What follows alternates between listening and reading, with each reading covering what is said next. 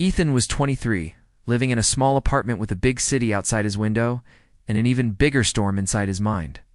Every night the city lights blinked like possibilities, and every morning he woke up feeling smaller than his dreams. Fear followed him everywhere. Fear of failing, fear of being judged, fear of choosing the wrong path and wasting his life. He had ideas. He had talent, but fear kept him frozen. One evening, after another day of overthinking and scrolling through other people's success, Ethan decided to walk. He left his phone behind and followed the sound of his own footsteps. The air was cool. Trees moved gently in the wind. At the edge of a quiet park, he noticed an old man sitting on a bench, feeding birds with calm patience. Ethan sat at the far end, silent. After a moment, the old man spoke softly. He looked like someone running very fast without moving. Ethan smiled weakly. "I feel stuck. I want more from life, but fear keeps stopping me." The old man nodded, as if he had heard this many times before. "Tell me," he said, "what do you think fear is trying to do?" Ethan thought. "Protect me, I guess. I'm failing." The old man laughed gently. "Fear doesn't protect you from failure. It protects you from growth." He stood up slowly and pointed to a narrow dirt path leading into the trees. "Walk this path until the light fades, and come back and tell me what you felt." Ethan hesitated. The path looked harmless but unfamiliar. His chest tightened. Still, he walked. At first, his steps were slow. Every sound felt louder. His mind filled the silence with imagined danger. But as he kept walking, something strange happened.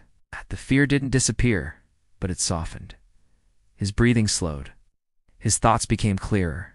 He realized nothing bad was happening. The path was simply a path. When he returned, the old man was waiting. "I was scared at first," Ethan said. "But once I kept going, the fear lost its power."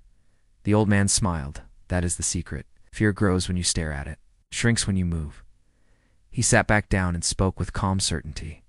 "Most people think fearless people don't feel fear. That's wrong. They feel it and move anyway. Courage is not loud. It's quiet action in the presence of fear." Ethan listened closely. "Your generation," the old man continued, "is surrounded by comparison, pressure, and noise. You are taught to wait until you feel confident. But confidence comes after action, not before it. Fear is the doorway. If you walk through it, your life expands. If you avoid it, your world gets smaller." The wind moved through the trees. Birds settled for the night. Ethan felt something shift inside him. He understood that fear was not a wall. It was a signal, a sign pointing exactly toward the life he wanted. The old man stood and placed a hand on Ethan's shoulder. "Do one small thing tomorrow that scares you. It's not to be brave, just to be honest with yourself." That night, Ethan slept deeply. The next morning, he sent the application he had been avoiding. He spoke up in a meeting, stopped waiting for permission. Fear was still there, but it no longer controlled him. Weeks passed. Ethan didn't become perfect, but he became present. He learned that fear never truly leaves, but it stops being the enemy when you stop obeying it. One evening, standing by his window again, Ethan looked at the city lights and felt something new. Peace. Not because he had everything figured out, but because he was finally moving. And he understood the truth that changed everything. Fear is not the end of the road. It is the beginning. If you liked the story, please like, share, and subscribe for more inspiring stories.